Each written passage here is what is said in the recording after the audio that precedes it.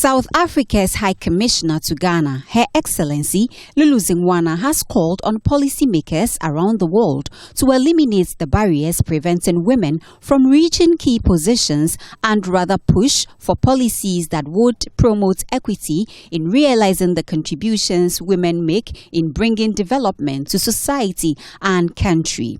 The High Commissioner made the call when she hosted a group of women at her residence on the occasion of National Women's Day to discuss the many issues affecting women from all walks of life. The day commemorates the strength and resilience of women and their contributions to society. Women's Day forms part of South Africa's Women's Month, which provides an opportunity to pay tribute to the generations of women whose struggles laid the foundations for the progress made in empowering women and achieving gender equality to date. National Women's Day in South Africa is a public holiday commemorating the 1956 march of approximately 20,000 women to the Union buildings in Pretoria to petition containing more than 100,000 signatures against the country's past laws that required that South Africans defined as black under the Population Registration Act carry an internal passport known as pass that served to maintain population segregation, control urbanization, and manage migrant labor during the apartheid era.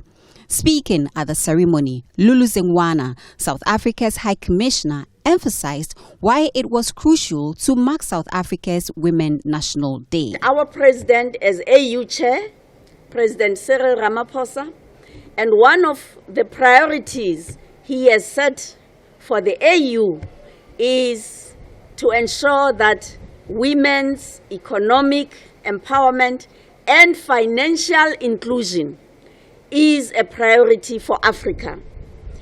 Our heads of state have also declared 2020 to 2030 the decade of women on the African continent. So I think what is important is for us to cut it into manageable pieces and say, in the next 5 years, as African women, what are we going to do? What are we going to achieve?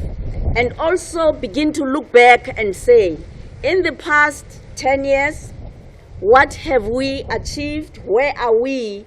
And how do we take the women forward in the coming 5 years? So that after 5 years, we're not starting from scratch. We can say we moved from 2020 to 2005, and now we're planning to go 2025.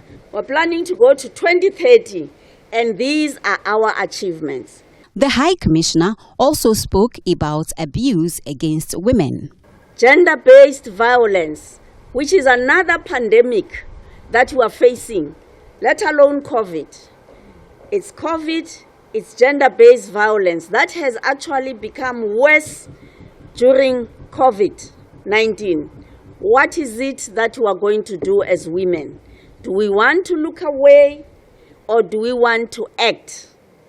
So our program, therefore, should be around these priority issues.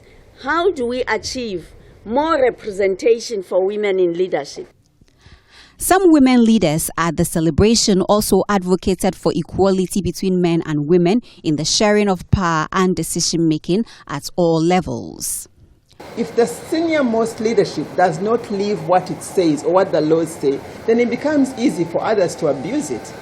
And so when it comes to empowerment of girls and talking about and really living for gender equality, you need the senior-most people in all spheres of leadership, whether the political, right from our president, he's very, very intentional about that, to church leaders, to the private sector, to everybody. And it's really about helping people to see it as a sense of pride.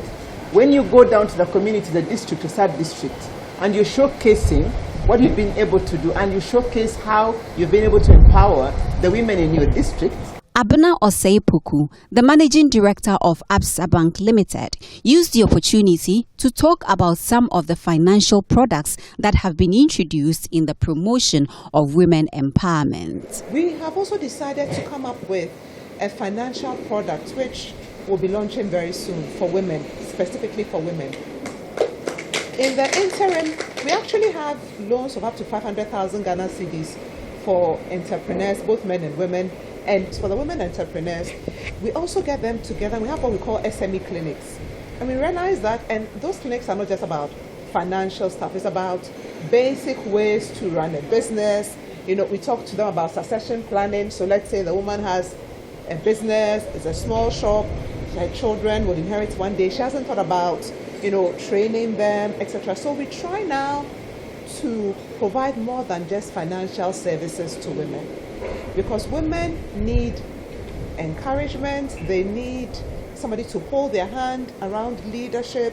The celebration saw women ambassadors, representatives from both the formal and informal sectors. South Africa's National Women's Day is celebrated on August 9 each year.